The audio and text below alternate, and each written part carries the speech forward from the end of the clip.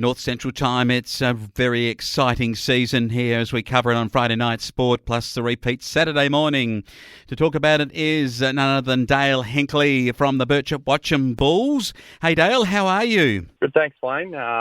Plenty of buzz around the footy club last night after seedings coming to an end for most farmers around the district. So, everyone was pretty excited and, plenty of buzz last night, ready for round 7. Yeah, so a few more blokes that been out on tractors, the twos, the reserves fellas. Are they sort of suddenly turning up for training? Is that what you mean by the buzz around the club? Yeah, definitely, Wayne. There's been a few more numbers sort of been gaining on the track, which is also obviously really pleasing. And, we're quite happy to be going into round 7 with a pretty full list. Yeah, really is going to be fantastic, round 7. We'll get to that in a moment. Round 6, and Donald have announced themselves as the premiership contender with their big win over Wedderburn, 16-11, 107 to Wedderburn at 6-9-39. Yeah, so they're the Donald Royal Blues have maintained their unbeaten start to 2022, and they've opened up the gap between obviously the 3 other teams there in the top 4 with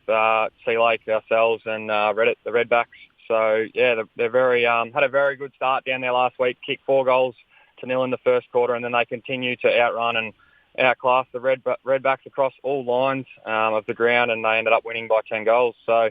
Yeah, and also a young forward prospect, local boy, Will Burke, kicked 4 goals, Wayne, and he's showing his development really well for the Royals, which they'll be pretty happy, and he'll gain a lot of confidence from that, playing that sort of footy against a good quality side in the Redbacks. Oh, I reckon so, and he'll gain a lot of confidence knowing that Seamus Young is back in their side, and that will certainly help out no end. Brady Haddo running through the middle with 4, also Josh Potter doing likewise with a couple, and Seamus Young hit the scoreboard. Welcome back, Seamus. It's good to have him back. Luke Holt too for Wedderburn. On the next game, it was a wonderful match between Charlton and St Arnaud. They're playing for the lower parts of the table, but they fought it out well. It was 10-7-67 to the Saints over the Navy Blues, 7-12, 54.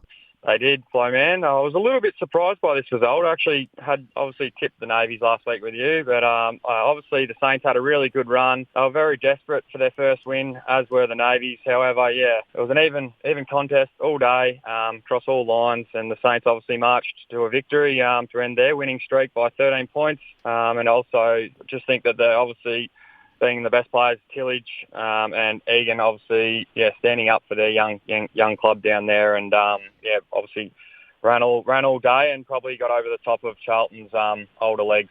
Yeah, certainly older legs. Good to see Ricky Welsh with 3 goals, Cade Blow and Sean O'Connor, also amongst the better players for the Navies in the game. Bort took on Sea Lake Nandaly.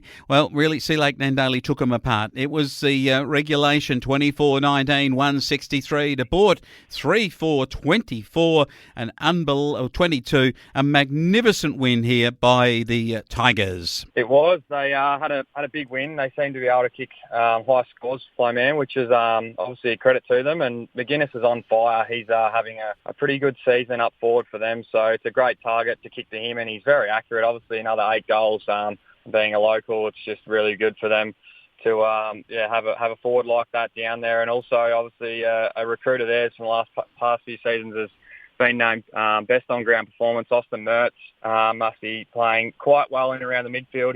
He's a modern midfielder. He's a bigger body, Wayne, and he moves quite well, being a left footer. They just seem to mechanically look pretty good out there, and they'd be pretty happy with him. And they're on target, and they're building some really good confidence, and they've got a really big important game this week against the Royal Blues. Oh, massive. We're going to get to that in a moment.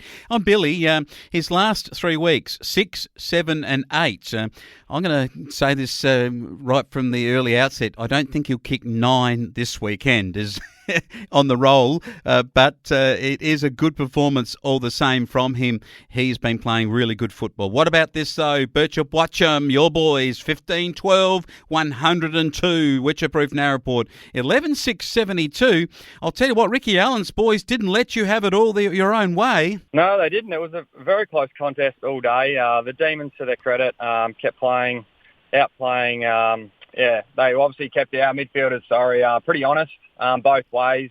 they've got a good midfielder from Bendigo, Jed Hommelhoff. He was very classy and, obviously hit the scoreboard for them, being named best on ground. And Damien Horbury down back, a more experienced player from Bendigo and Ballarat areas. He's gave them a lot of drive from the defence, and Lockie Surratt played another key role for us around the ground, and he's having a good season after being back at having his stint over at home at Colburn Abbon last year with his brother. He's getting back to his best form. He's going real well. Kyle Stevens, good for you. Your brother Clayton playing well. Dan Radcliffe, Elliot Jeske, Marshall Rippon, 3 to Radcliffe, 3 to Will Sheehan, having a great season. And you talk about Billy. Well, he's got 36 for the year, Billy McGuinness, but Will Sheehan's up to 21 goals for the year, which is a good performance from him. All right, we now have a look at this week's matches, and it is a very fascinating round 7, and the lower part of the ladder, you've got the top 4 sides meet each other, the bottom 4 sides likewise. So Witcherproof Narraport take on Charlton. They did meet at one point last year and discussed merger. No such thing of a merger going on, and now Witcherproof, they'll fancy themselves here to stick it up, Charlton. They will. I think there's a bit of rivalry between these two clubs on the Calder Highway, and I expect that Witchy will probably have a really good day out against the Blues. As I said, saw them firsthand last week. They're quite damaging. Obviously, Bo Bish leading the way for them in defence, and he'll set them up quite well as with Hommelhoff, and they'll probably get over the line at home. I think they will. Trevor Rumbold, Damien Horbury, Bo Bish is your half-back line. That's as good as any in the league. So I think that they will repel attacks, and Charlton are going to find it hard to get through there. I think that Witchy will come home with the points here, and very, very good points in the context of their season. Keeps them in touch with Wedderburn too for that to top 4. That's something just to keep our eye on. Wedderburn will be keeping their eye on that when they take on your boys, Birchip Watcham, at their home deck. You go down there, and no 17s for Wedderburn, but for the Birchip Watcham side, this is a danger game for you because you want to stay in touch with those top 2. You don't want to be out of contention for the top 2. No, not at all. Hoping to go down there and have a good day in all grades. Wayne, I think the 2s are in the similar position, so I'll be very keen to have a good start earlier on at midday, and likewise us at 2:30. So we're going to probably match up quite well with the Redbacks down there, Wayne. Obviously they've got a good running midfield, and they're missing their ruckman at the moment. So I think that'll be give us a little bit of a sniff to obviously dominate that area of the contest with Lockie Surratt, and then we've got obviously Will Sheehan and Daniel Radcliffe comes back in after missing last week. Down the forward line will be pretty lively. Yeah, going to be a really good game. I think that Birchip Watcham, I think you got the talent to get it done, and I think that given your side, you haven't had a massive number of injuries either. So you got Castellano back in your forward line. I notice he's back after a week away, and that forward line I think can kick big bags of goals with Radcliffe on a flank and Jeske as a possibility of another goal scorer. Sheehan's kicking good goals. I think it will get over Wedderburn with a good score. Your forward line looks too good for their back line for mine. Having a look at Sea Lake Nandaly, I'll tell you what, this is going to be a massive battle. They play Donald. It is probably the match of the season so far, with all due respect to the other games that have been played. This is going to be a massive one because I see that on the Sea Lake Nandaly side, they're taking on the Donald boys who've got a new player, Reece McNally, coming into the side for Donald. Played over at the Giants, also up at Mildura. Talented, big knock ruckman. Tell you what, this is going to be an absolute beauty. Donald could beat the Sea Lake Nandaly Tigers up at Sea Lake. Sure will be, Flo, man. I'm very excited and keen to follow this one and hear the results on Saturday night, Wayne. As you mentioned, it came through social media during the week that they've picked up Reece McNally. He's from Mildura and mates with a few of the travelling players to Donald. So, with their ruckman, Reece, I think it was, came down with a season-ending knee injury. They've replaced him with ex-Southern Valley Giants, McNally. So they'll be, pretty keen to get him in there and start gelling well with their midfielders. Obviously, key matchups in this game, I think, will probably come down to both ends of the grounds. They're quite well matched in the midfield, Flowman. So, I think that a key matchup will be Luke Martin and Lee Burke. So there'll be, Luke Martin's a quite quite a versatile and fast defender who, can read the ball quite well. So I think that'll be a good tussle down that end of the ground. And then obviously at the other end of the ground will be their new recruit, Riley Barrick. He's a strong defender for the Donald Royal Blues, and he'll be lining up probably most likely. He'll get Billy McGuinness, so that'll be a cracking contest. And I just think that Coach Donan's boys up there at home, they're quite well drilled. They play to that ground very well, so I expect them probably just to come home at the final siren. Oh, what a game it is in the middle. Bryce Delmenigo versus Ross Young. Oh, she could be on there, that is for sure. The Wings have got classy players. There's pace and speed off half-back lines. Maddie Elliott's a star for the Sea Lake Nandalli Tigers.